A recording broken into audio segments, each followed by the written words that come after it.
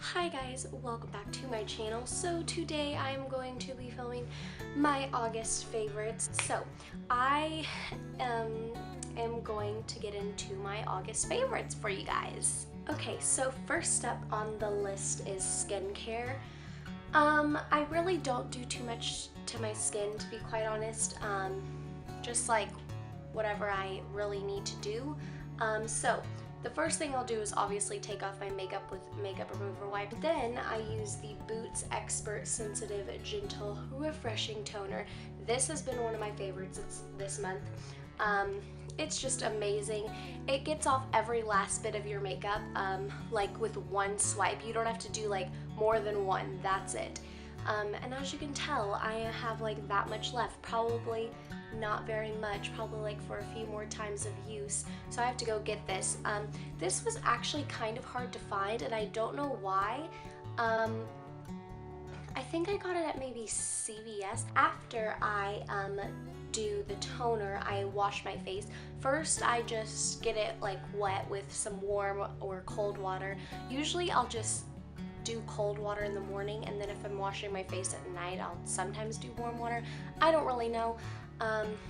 It just kind of depends on how I'm feeling that day. So then I just take the Biore Pore Unclogging Scrub.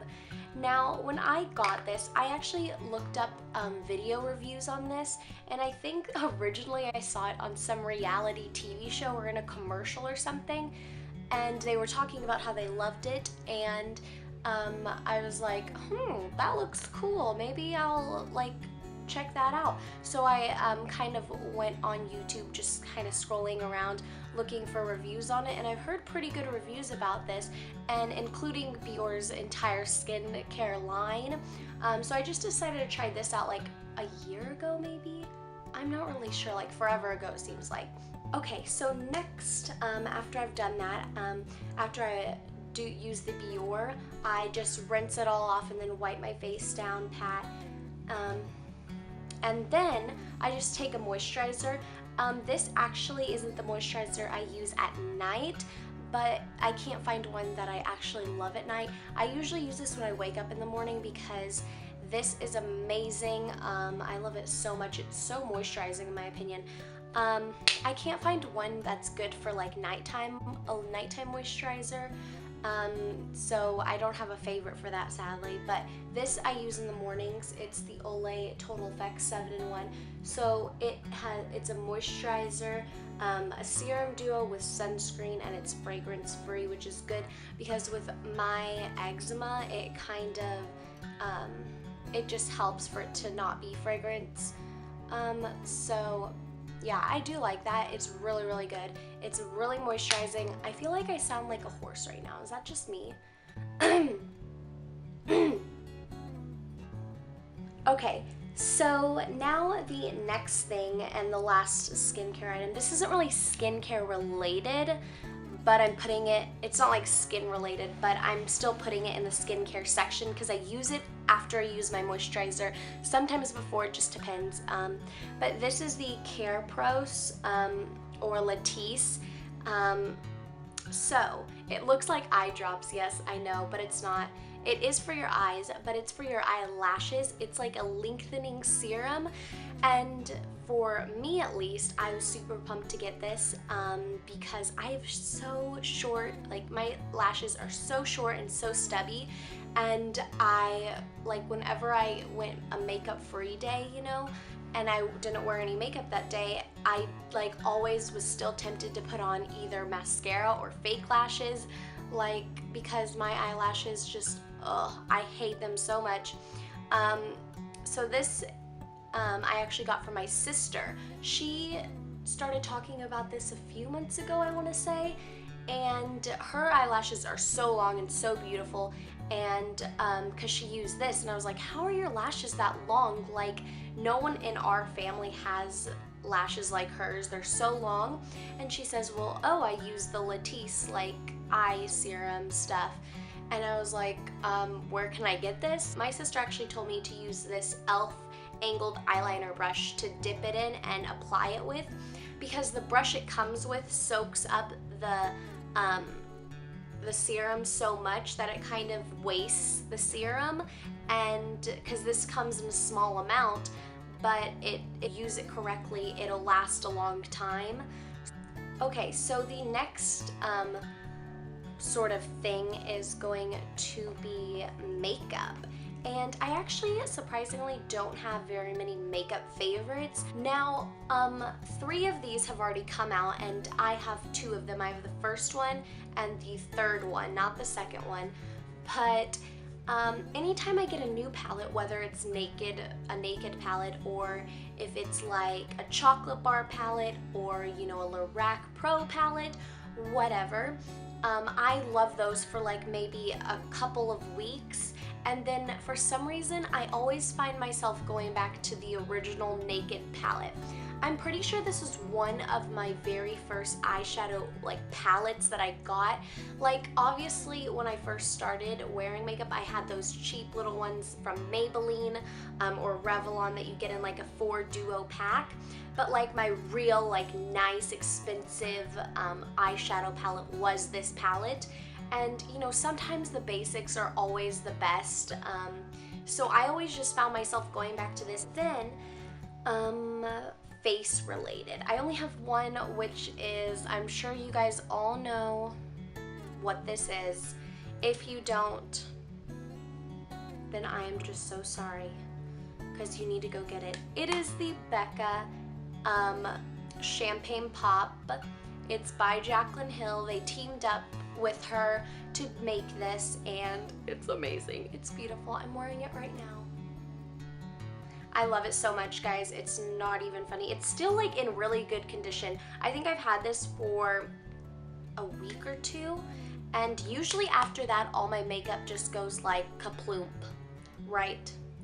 Because I either drop it and sometimes it cracks and then like falls out, and then yeah, I have the worst luck with makeup sometimes. But yeah, it's amazing. Go get it. It's only exclusively at Sephora, so I would definitely recommend going to get it before it's sold out in your store. Okay, so the next thing on my favorites is clothing slash shoes.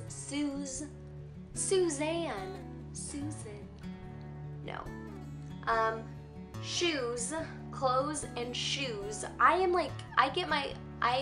Apparently every word I say is like a tongue twister. Anyways, I have one clothing item, which is actually just pants, and then one pair of shoes. But the first are these jeans. Oh my god, they're glorious. These are low-rise jeans. These are the Mother style or Mother brand, I'm not really quite sure. But these are so nice. They're just like a light wash, and they're kind of like a sporty jean.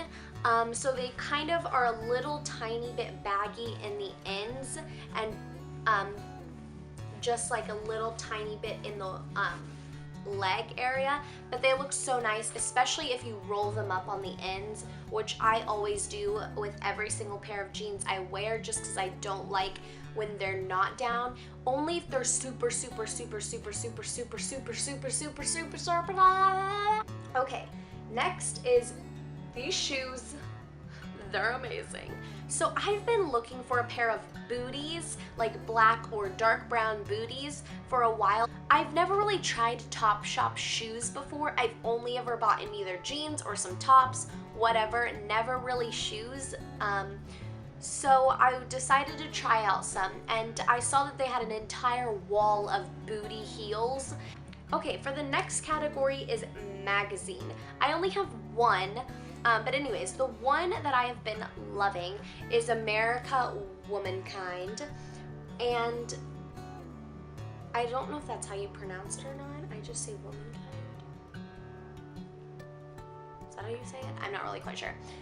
But I'm pretty sure this is an older edition, but I got this a while ago, but I haven't gotten a new one yet. But I was like, I kind of got it at first just for the cover. I thought it looked gorgeous. And when I kind of scrolled through like just flipped through all of these pages, they looked beautiful. And they're all like hand drawn and painted like pictures, and it's just so gorgeous. So I was like, I need to get this and check it out. And when I read it, it was just kind of that, like, if you ever see a movie that's kind of like more real than, like, you know, when you see a movie and you're like, oh, this is cute, this is fun, and it has like a very, very happy fairy tale ending. Well, when you see the one movie that you may really, really love that has a sad ending, kind of like Romeo and Juliet, that's a real story. That's something that happens. It's reality. Things don't always go your way. Things don't always go like how you plan them to go.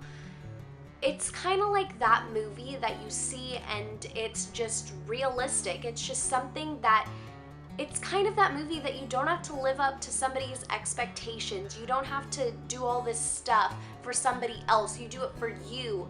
And in the end, you do have a happy time. You have a happy ending when you do it for you, not for somebody else. You know, it's just kind of this really good magazine, and it's really inspirational, to be quite honest.